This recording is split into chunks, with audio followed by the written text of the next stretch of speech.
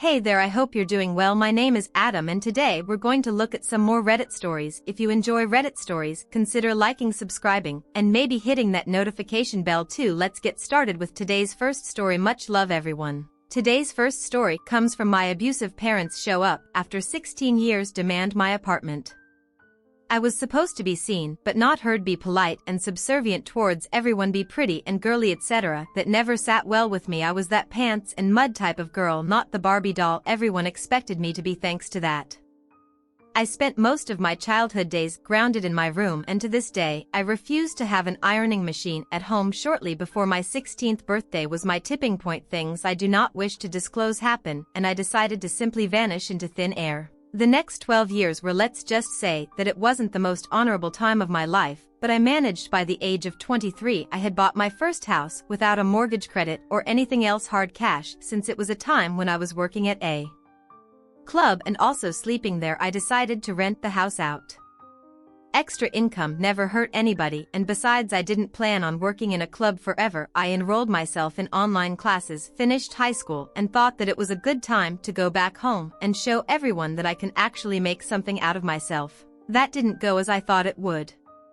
There were a lot of harsh words. Things got pretty ugly pretty quickly, and let's say that I had to take about a month or so off work to physically recover from the family reunion. My then boss's wife, blessed the lady's heart, was and is a gentle, loving soul, so I stayed at their place during my recovery. That's when I decided that it wasn't worth the hassle and heartache of trying to win my family over. I changed my legal name, phone number, and email, deleted everything connected to my past, and flipped my life around. Despite my profession back then, I had a way of getting along with older people.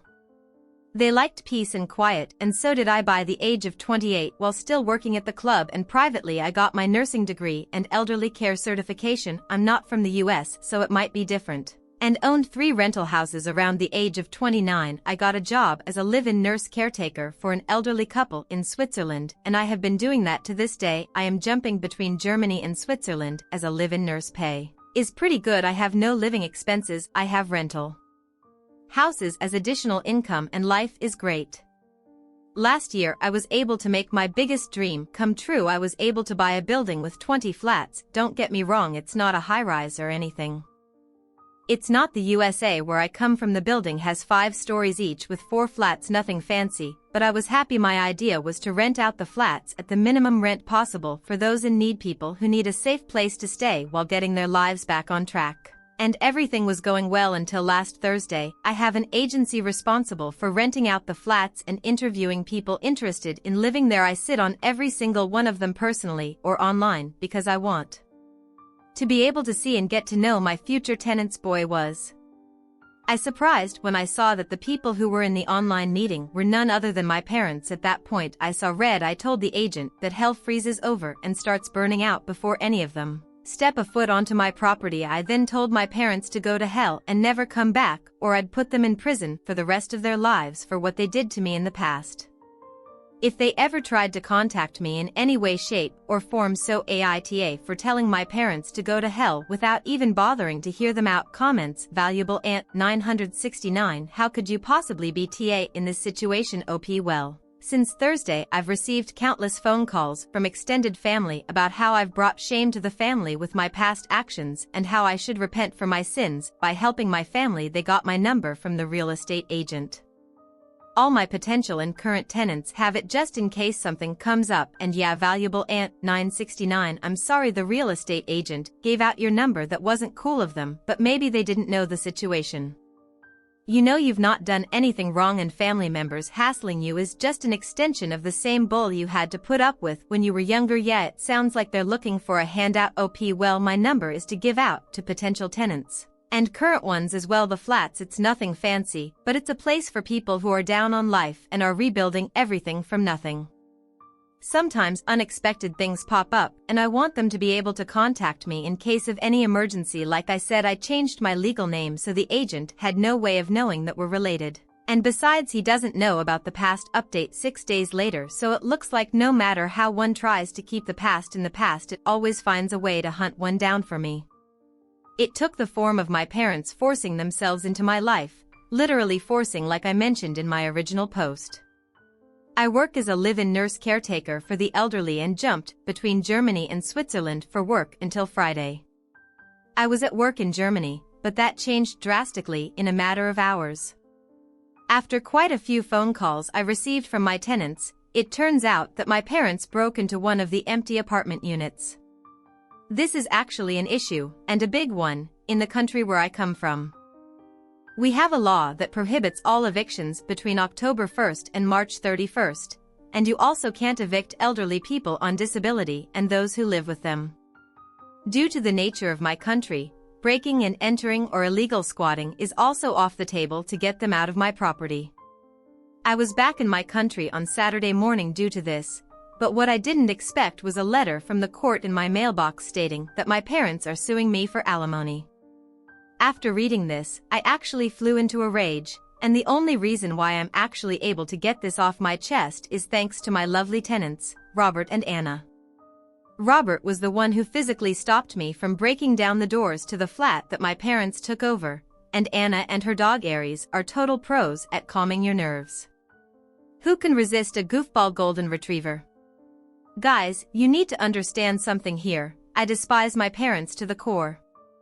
Every single molecule of my body emanates pure and unfiltered hatred towards them. Endless tirades of hate spewed from my mother's mouth at each and every single tiniest mishap, my room being reduced to nothing but my bed, desk, and chair. Nothing else. No curtains, lamps, bedsheets, toys, nothing for the smallest mistake. To this day, I have a few marks on my back from my father's lesson on respect. They're not big, but they will stay with me till the end. The iron machine's wet cord is no joke. The day of my 16th birthday and their indifference to my two uncles introducing me to my adult life, after which I decided that enough was enough. The month it took for me to get back into shape after I went back to show them that I actually made something good out of myself. There were many more. I just don't know what to do, what to feel, what to think: anger, sadness, frustration, disappointment, fear, helplessness. I finally started to make my biggest dream come true, and now those two toxic waste specimens have decided to ruin my dream and drag me down to a point where I just want to. I'm sorry, guys, it's just so much. Edit to cut all and every single speculation about the country. It's Poland. Be my guest to fact-check the child-to-parent alimony and eviction bans during the winter season. Comments being prime: you can't evict people who break into your property in the country you're from? What country is that? Sorry for you, OP. I did read your original post and damn, life gave you bitter cards to play on your hand, and yet you managed and fought your way through life. I have much respect for you, OP. Yeah, a sick and twisted situation. Unfortunately, during the winter season, it's forbidden unless, as a landlord, I'm able to provide them with a different place to stay, for which I would have to pay myself. I don't want to do it for two reasons: 1, out of principle; 2, I'm being sued for alimony and I don't know how it works. I'll find out tomorrow after I meet up with a lawyer, but I don't want to risk that the court will see this as me being willing to help them. H to the never in a million years. Bar in prime, I 100% understand you, but you might have to prepare yourself mentally that there's a chance they'll get you with the alimony. Fingers crossed that they won't get a single cent from you, and may your uncles face punishment in either life or the afterlife. OP, well, on Tuesday I have a meeting with my former boss and his wife. They know what my relationship with my parents looked like, and they were the ones that took care of me after my trip home. I plan on talking with them to see if they would be willing to testify in court. Sure as hell, I'm not going to go down without a fight. Update: 3 days later, I'm seriously done with everything. The amount of hatred someone can have for another human being who did nothing wrong to them except being born simply can't be described by any words. I know I've got to get this out of my system before I go completely nuts or break down again. My parents were monsters, a picture-perfect family that raised hell behind closed doors. I know what it feels like to have your room stripped of everything as a child, being beaten up with a belt or a cable to the point where it leaves permanent scars on your back. Half of your side is sliced open with a broken plate after your mother gets into a fit of rage. Why?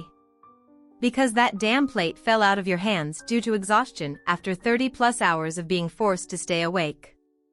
Oh, let's not forget about the 20 centimeters burn scar on my arm. Even now you can tell where the front and back of the ironing machine were.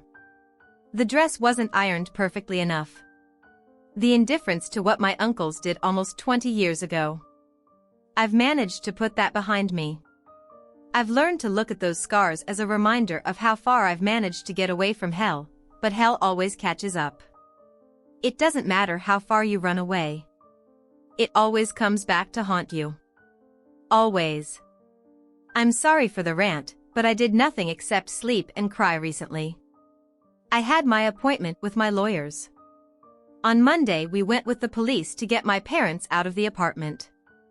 It turns out that tenant eviction during the winter is illegal, just as evicting the elderly or people with only Social Security. All of the above apply to my parents, but they were not tenants and could be forcefully removed from the building by the police. That didn't go well. I don't have a father anymore, and my mother got arrested when I arrived with the police and my lawyers to get them out of my property. Things got ugly, and I mean really ugly. My father, hoping he burns in hell for the rest of eternity, got worked up and whatever over the situation and got a heart attack. He died, probably immediately. He literally just dropped to the floor and never got up. My mother, the raging lunatic she was and is, had one of her rage attacks and decided that, since it's my fault that her husband is dead, I should share his fate. Before the police were able to cuff her, she managed to leave me her final parting gift, another damn scar on my leg. I don't care that the sperm donor is dead. I'm actually glad. I don't care that the psycho I came out of is locked up. I don't give a rat's ass about it. It took me years to get over my past, accept what had happened, and learn to live with all the reminders of the past that I carry on my body. What I care about is having to deal with yet another one. Even in the end, they ultimately came out on top, leaving me with another reminder that the past always comes back to haunt you, no matter how hard you try to get away.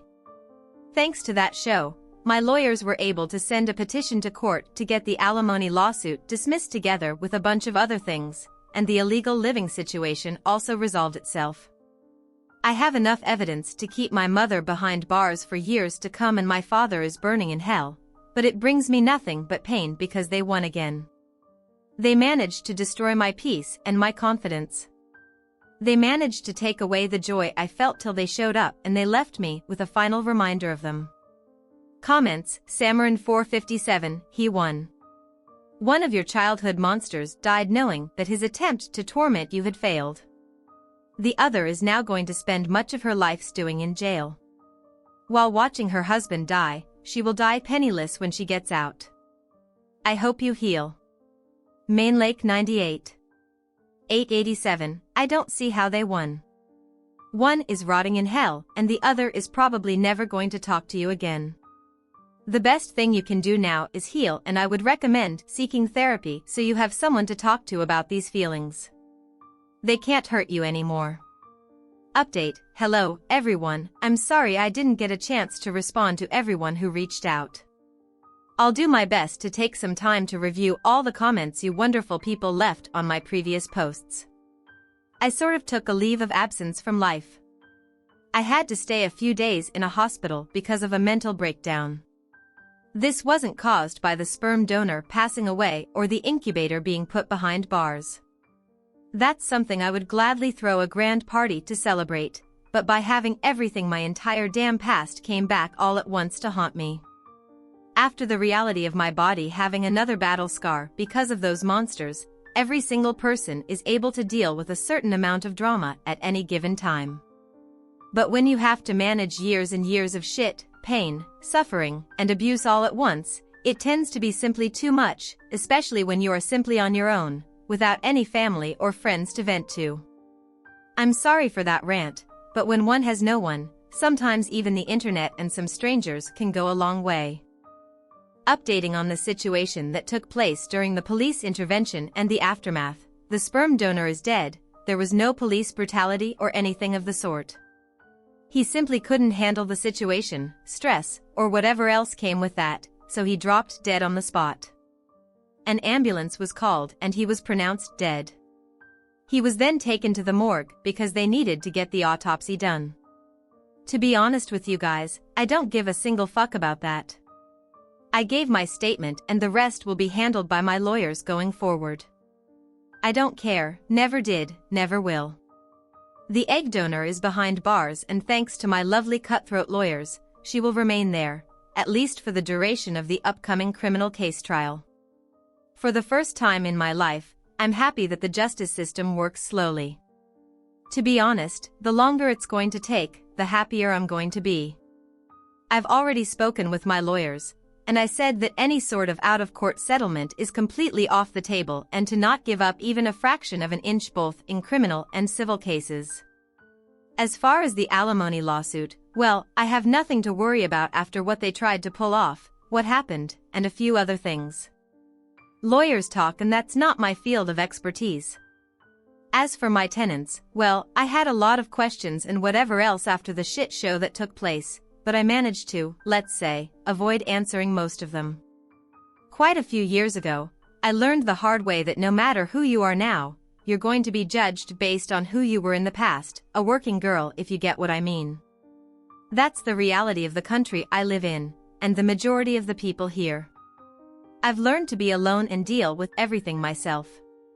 Sometimes life is what it is, and all we can do is simply accept it. Friends and family are luxuries, not meant for everyone. It hurts, but it is what it is.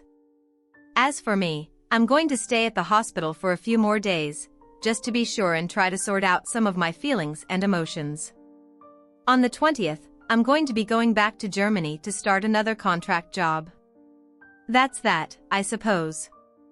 Second story, OP's mom evicted her son, M16, after he called her out for uninviting a gay kid to his sister's birthday party at Mother's Day dinner.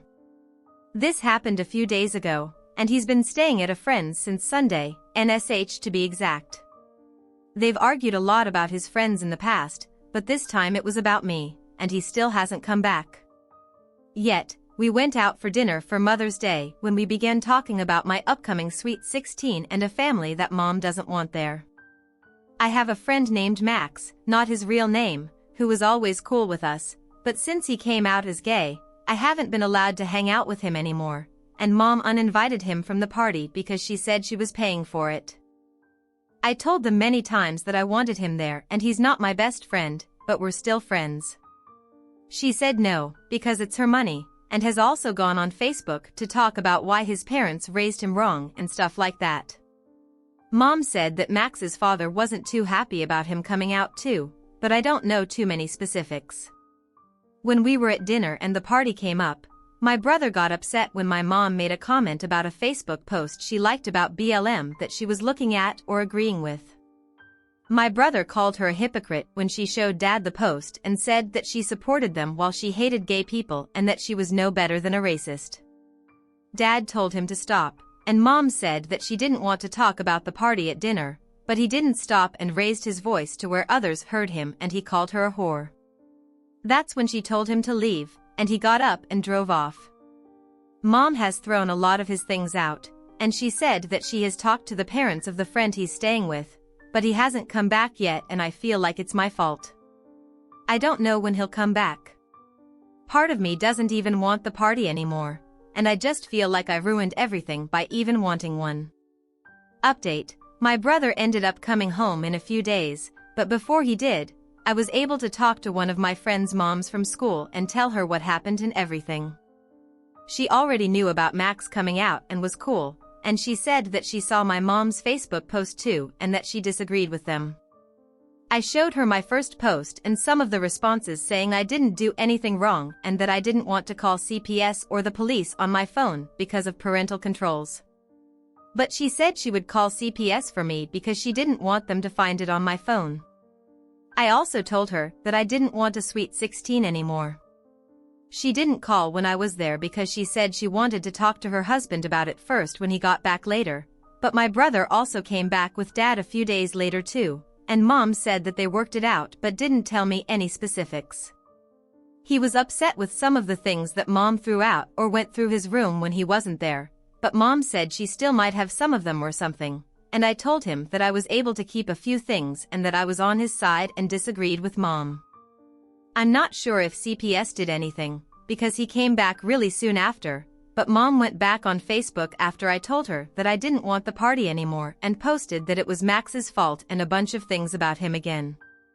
She also said that I'm going to have it because she paid for it. Mom also said that they're no longer paying for his college after he yelled at her at dinner. But they haven't argued much since he came back, although I feel like they might as we get closer. Right now, I have no intentions of having the party and I'm embarrassed by Mom. She also said that if I didn't have it, I wouldn't be allowed to volunteer at the summer camp thing I got this summer, so I feel like I have to if I want to do that, although I really don't want to. I just want to ask if there's any way to get through this without coming off as hateful like my mom. All of my friends know that I support my brother and Max, but I'm afraid that no one will like me because of her ways, even after the party. These were some comments that OP made inside of her first posts. Dad doesn't listen to me and said that when I tried to talk to him about how I disagreed with Mom that it was disrespectful to talk to one parent when another had already spoken, and he just lets Mom do whatever she wants and didn't do anything when she kicked my brother out at the restaurant either. I can ask her, but I don't know what Mom's been talking to my brother's friends' parents about and how long he'll be staying there, because she won't tell me, but I can ask. I can't see him because Mom used to always drive me to that friend and has been talking to the parents on the phone this week, but it's too far to walk. I've been trying to call him, but I will text him because he hasn't been responding to my calls. I've tried to keep a few of the things Mom threw out, but she tossed a bit and Dad hasn't listened to me either and just goes with what she says. I tried to save a few of his things that Mom threw out, although she threw out a lot, and I'm going to try and text him a bit too after he didn't answer my calls this week, but I just don't know when he's going to come back. Even though Mom's been talking to his friends' parents for the week, I'll text him that I appreciate him for sure, but Mom is going through his room as if he won't come back, it seems. I know it's not my fault, but that's what made me feel like it was, because she literally went through everything in his room and started moving or tossing things. I'm going to turn this one over to you. What do you make of this situation? Share your thoughts in the comments below, and as always, a huge thank you from the bottom of my heart for getting involved in today's stories. Your love, support, and time mean the world to me. So, thank you so much for being part of this. I really appreciate your time. I'll see you in the next one. Take care and much love.